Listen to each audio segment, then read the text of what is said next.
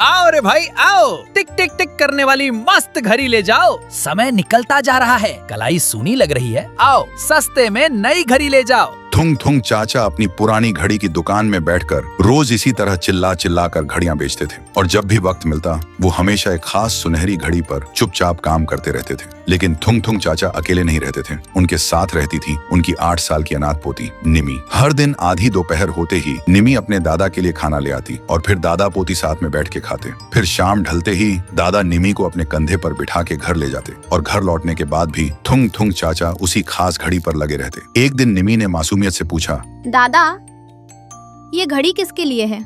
आप इसमें इतना वक्त क्यों लगाते हो? दादा ने मुस्कुराते हुए निमी के बाल सहलाए और कहा, ये तेरे लिए है बिटिया। जिस दिन इसकी धुन गूंजेगी ना, तुझे कभी अकेलेपन का एहसास नहीं होगा। ऐसा लगेगा जैसे तेरा दादा हमेशा तेरे आसपास ही है। पर वक्त को शायद कुछ और ही मंजूर था। कुछ महीनों बाद थुंग थुंग चाचा की तबीयत अचानक बहुत खराब हो गई। उन्हें शहर के बड़े अस्पताल ले जाना पड़ा। लेकिन जाते वक्त उन्होंने रोते हुए निमी से कहा, रोना मत बिटिया, मैं जल्द आऊंगा और तेरी घड़ी पूरी करूंगा। देखते ही देखते 2 हफ्ते बीत गए। गांव में खबर आई कि थुंग थुंग चाचा अब इस दुनिया में नहीं रहे। गांव वाले और पड़ोसी निमी को समझाते, अब रोना बंद कर दे निमी, दादाजी अब वापस नहीं आएंगे। लेकिन निमी को अपने दादा के वादे पर पूरा भरोसा था। वो हर रात उस अधूरी घड़ी को अपने सीने से लगाकर सोती। वो घड़ी सिर्फ एक खाली पीतल का डब्बा थी जिसमें ना कोई सुई थी और ना कोई मशीन। देखते ही देखते 1 साल बीत गया। निमी उस खाली घड़ी को देखते हुए रो रही थी क्योंकि उस दिन निमी का जन्मदिन था। लेकिन तभी अचानक उस घड़ी से बहुत धीमी सी आवाज आई, टिक टिक टिक,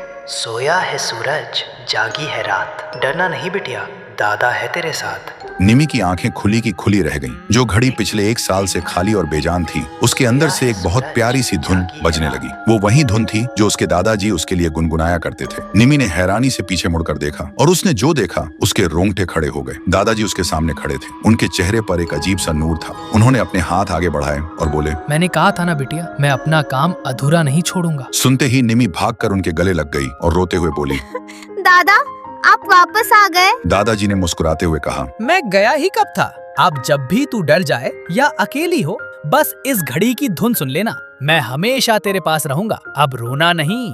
फिर अगले दिन सुबह जब निमी की नींद खुली तो कमरे में कोई नहीं था। उसे लगा शायद वो एक बहुत प्यारा सपना था। लेकिन जब उसकी नजर टेबल पर गई तो उसकी सांसें रुक गईं। वहां वो घड़ी रखी थी और वो अब कोई खाली डब्बा नहीं थी, वो पूरी तरह से बन चुकी थी और उसकी सुइयां एकदम सही समय बता रही थी। तो दोस्तों, सच कहते हैं सच्चा प्यार मौत से भी लंबा चलता है। अगर इस कहानी ने आपका दिल छू लिया तो थुंग थुंग चाचा की याद में एक लाइक और सब्सक्राइब तो बनता है दोस्तों।